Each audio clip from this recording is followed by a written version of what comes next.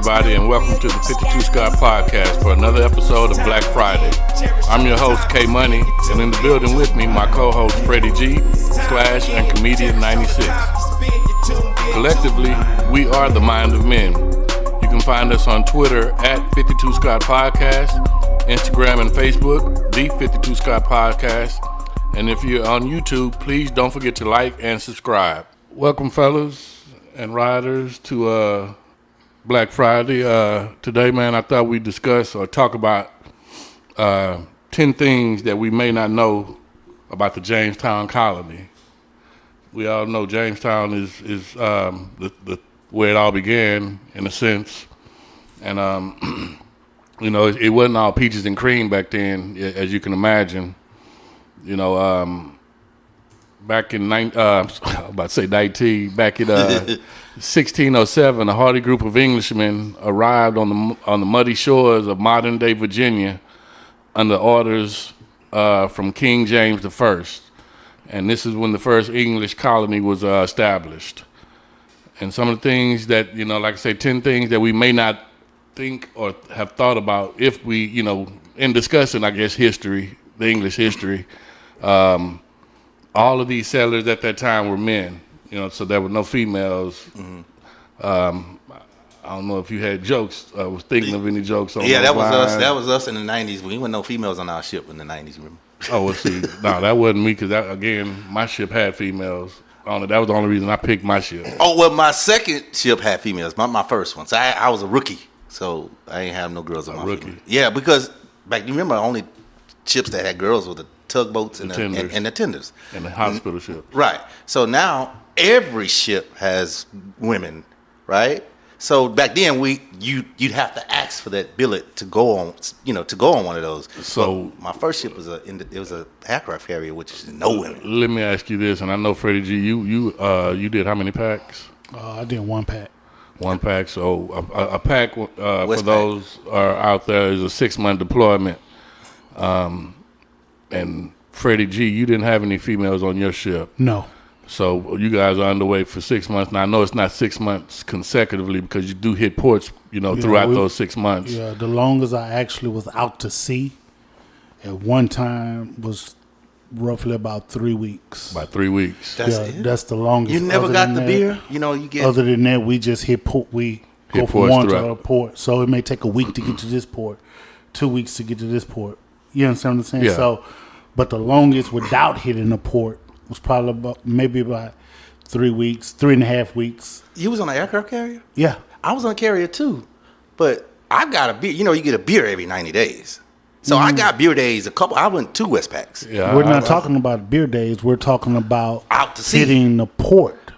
Okay, my apologies. I thought he said out to sea. Well, how long you been out to sea? My intentions on talking about that, because these guys, you have to imagine, were underway for a long period of time, and again, they were all men. Yeah. So they didn't have the luxury of you know, exerting that. Well, they did have the luxury of using their hands if they needed to, you know, release that. Right. That we were out. They jack off. That's you just say that. But the honest truth though, when we were out, because we did a lot of out to sea. It was a lot of fighting more than anything. Because we was tired of seeing each other every day. It was a lot of fighting. You talking about the ship with the females on it? No, all males. Just all males. Oh, okay. Yeah, my first ship was all male. The next ship was all male and female. I had two. I was on two. You noticed the difference? There's a difference, yeah. It's a big difference. How about you, Freddie G? I mean, you didn't have the experience of sailing with females, but do you agree when he said it was a lot of fighting, so it was a lot of tension on your ship as well? I wouldn't say it was a lot of fighting, but yeah, you can sense the tension, but nothing too major. You know what I'm saying? But you can sense the tension. 3 weeks to 3 months. He was out 3 weeks. He said the longest he was out 3 weeks. I was out 3 months, so that's 90 days. I'll be out 3 months. You know, months at a time, not just weeks. You know, the whole Westpac, man. You know, it's of course 6 months. Yeah, 6 months. Yeah, so 6 but months. like every 2 weeks, man, we were hitting a different port. You know? So when you hit ports is when you guys, you know, turned up. Yeah, like I've experienced. So another something else they dealt with. Drinking water likely played a role in the early decimation of the settlement.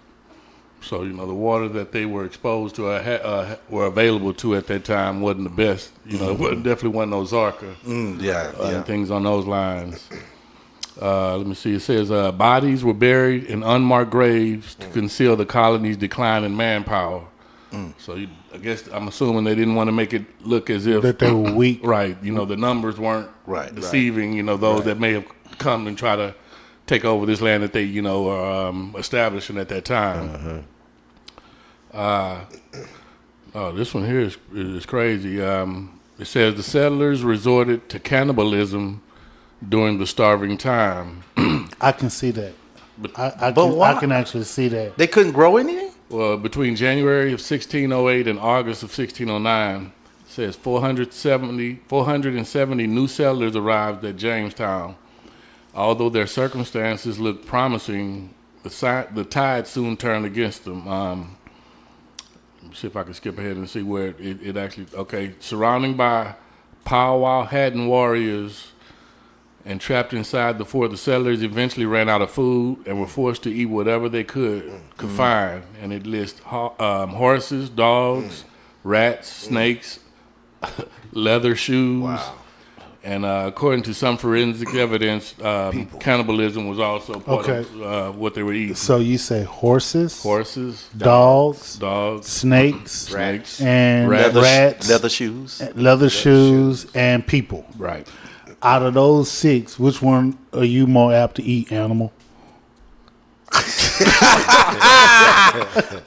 Which one are you more apt to eat? So when I went to the Philippines, I actually ate a dog. I didn't know, though. I thought it was chicken. That's what they told me it was. But it was too late. I digested it. Oh, that was a dog. So you at a restaurant? No, give me another piece. This was please. the Philippines.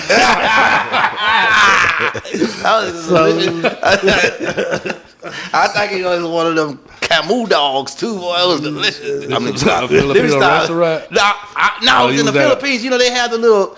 You was at a house stupid. Let me tell you how stupid I was when I was 18, I think, 17, 18. I just joined the military. So this thing is a cart. Not only is a cart, an outside cart, it's literally parked by a nasty ass bayou and my ass eating from it. Oh, the things I did in the military. Well, you know, shit, out there in the Philippines. I mean, it was parked right there in the water. That ain't no good food choice, man. Dog, horse. But we didn't know it was horse. Everybody was I'm talking about their choices. So they didn't have, I guess they couldn't grow stuff. They ran out of resources. Yeah. Apparently so. And I can't even see digesting the leather shoes. Yeah, that's what I. That's the part I was thinking about. So what did you do? You did take them from somebody? Well, I mean, you know, leather's made out of hide anyway. But was it your shoes, or so did you eat somebody else's? It ain't no seasoning. Yeah. So they're gonna just take it and cook it. Kill it.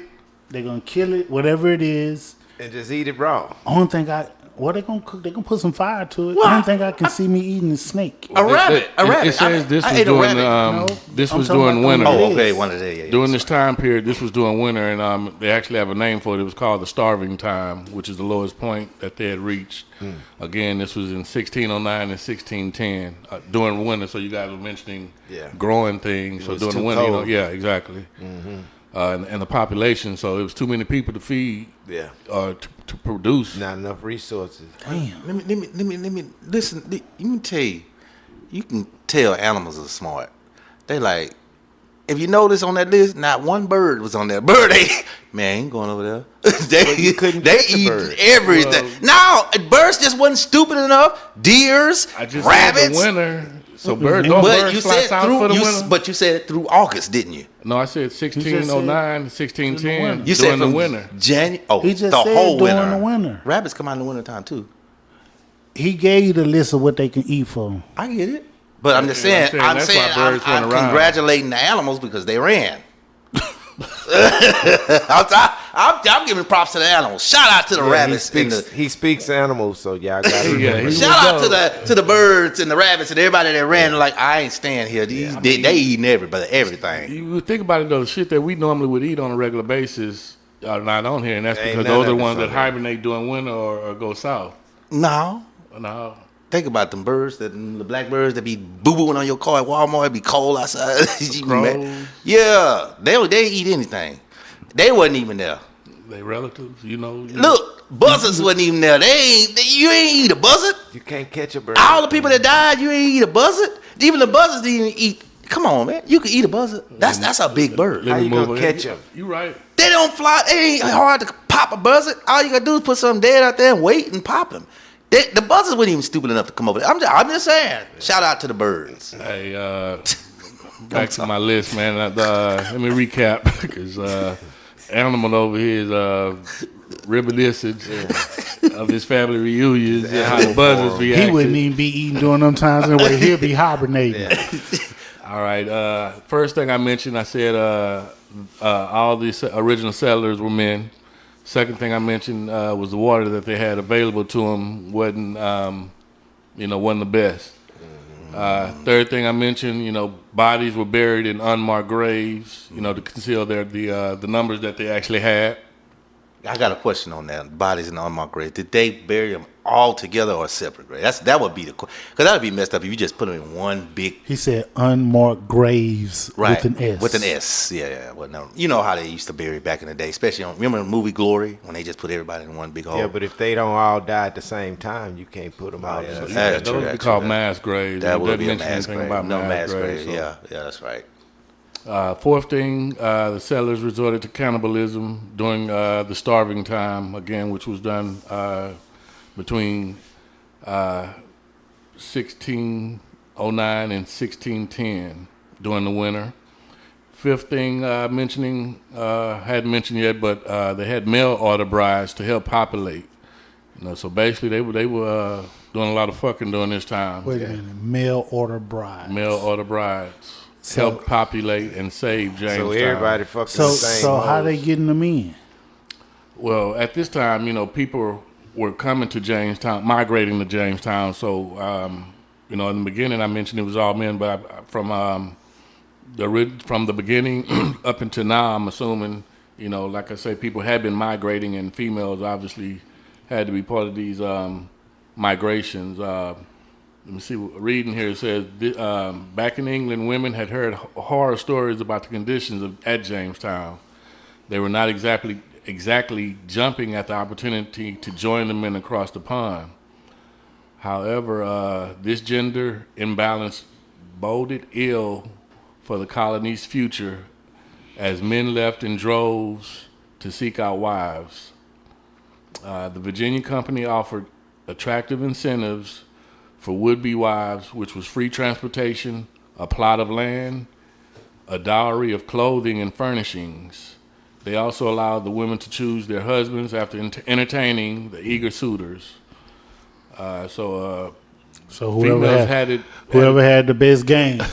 Females had it good back then, but I'm confused. Did they really have it good? The numbers. The numbers wouldn't have been in the best interest of the men, so I felt like females would have been able to take advantage of that situation. So what if they choose their man to have them with, and they're in this relationship, and the man becomes dominant, and now you do what I say, how I say it, and old school Ike Turner before so how good do they have it? It's 1776. You just take the women and do what you want. I'm sure they were getting their asses whooped. There's no loss. Yeah. You just grab them by the biscuits. Let me stop. You think about those women getting their asses whipped versus the women that didn't have men and the benefits that they had. So I guess they look at, for the women that didn't have men, let me keep it a buck with you. There's some stragglers coming through later tapping and getting it when ain't nobody looking. Mm-hmm. Yeah, they was getting it out, bro. Yeah, just like the last one in the club. You done struck out all day long. 10 minutes to 2. And then it's time to go. Yeah. And you see that last one in the corner. I've been looking at you all night. I swear, I just been scared to come over here. Like he's speaking from experience. Yeah. You know this all too I've been well. looking at you all night. I just was scared to come over here. Well, why didn't you? You just walked by me about 20 times because he was last on the list, bitch. But I mean, because I'm sorry.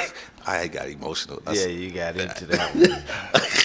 Hey, all right, man. Back on Jamestown, another thing they have to deal with, sixth thing anyway, climate change threatened the survival of Jamestown.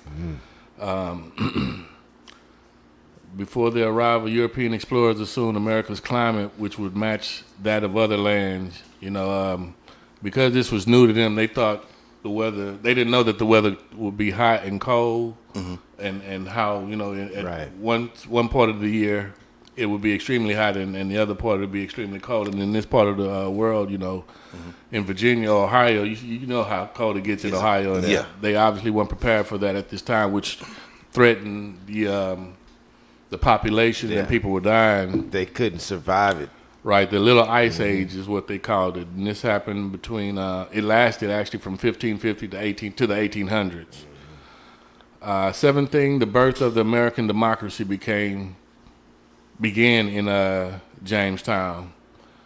By the time the Declaration of Independence was signed in 1776, and the first peaceful transfer of U.S. presidential power occurred between George Washington and John Adams, Americans had already experienced over 150 years of democracy.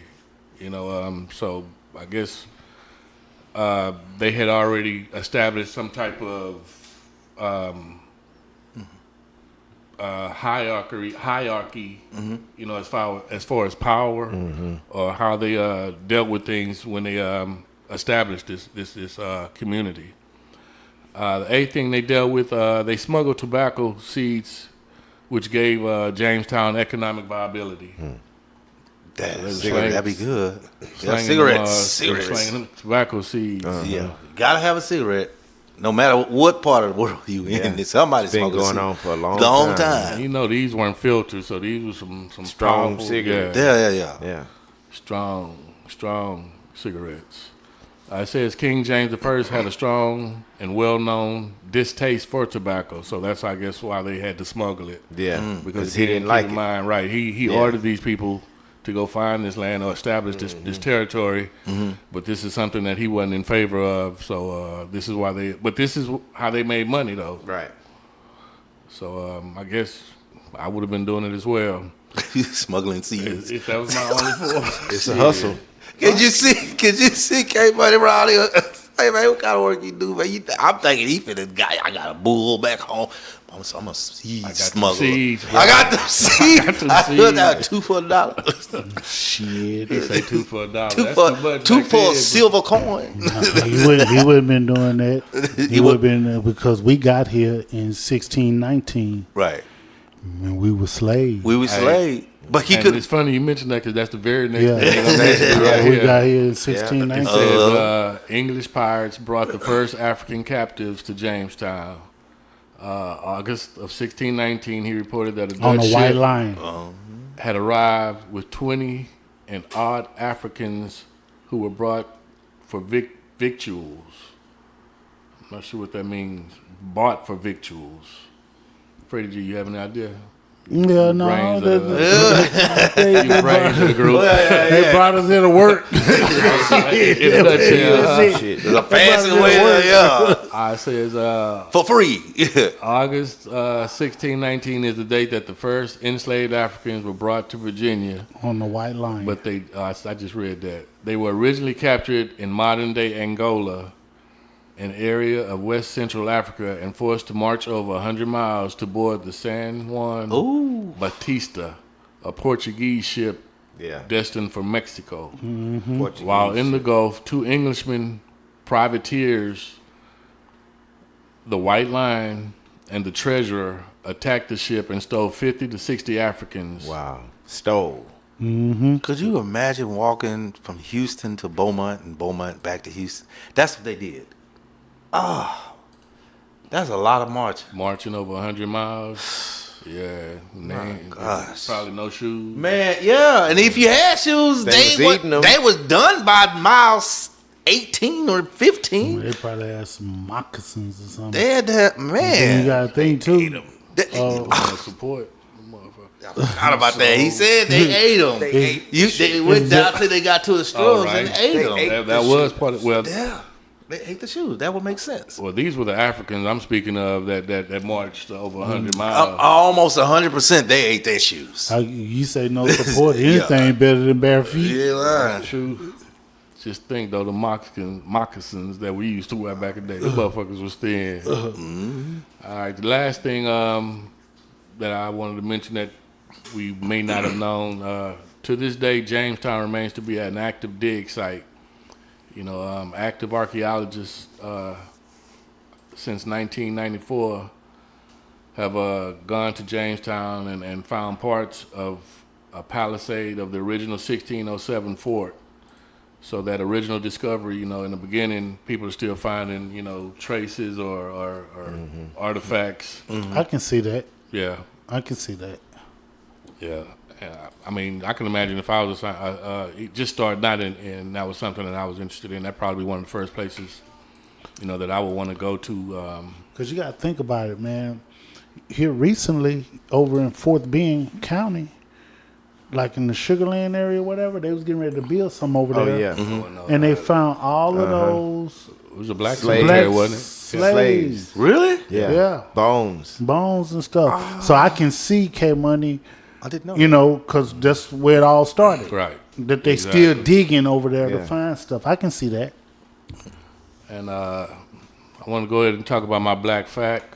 My black fact you can't take back is the first black celebrity whose name was Richard Potter. You guys ever heard of Richard Potter? No, what did Richard Potter do? Richard was the first native-born stage magician. Oh.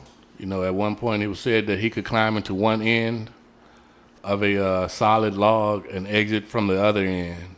You know, it was also said he once made a rooster pull a heavy load of hay up a steep hill. And I'm sorry, let me go back. Richard Potter was born in 1783 and he lived to 1835. Again, known to be the first native-born stage magician. So Richard was pulling the wool over their eyes early, you know, trying to get that. And I'm sure that was his source of income. Yeah. Entertaining, Of course. and performing magic. But that's our Black Fact, man. I appreciate y'all joining us today. Y'all have a good one. This concludes another Black Friday episode. And be sure you tune in next week for another dope episode of Music Monday with Slash. Don't forget to follow us on X, formerly known as Twitter, at 52 Scott Podcast, Instagram and Facebook, the 52 Scott Podcast.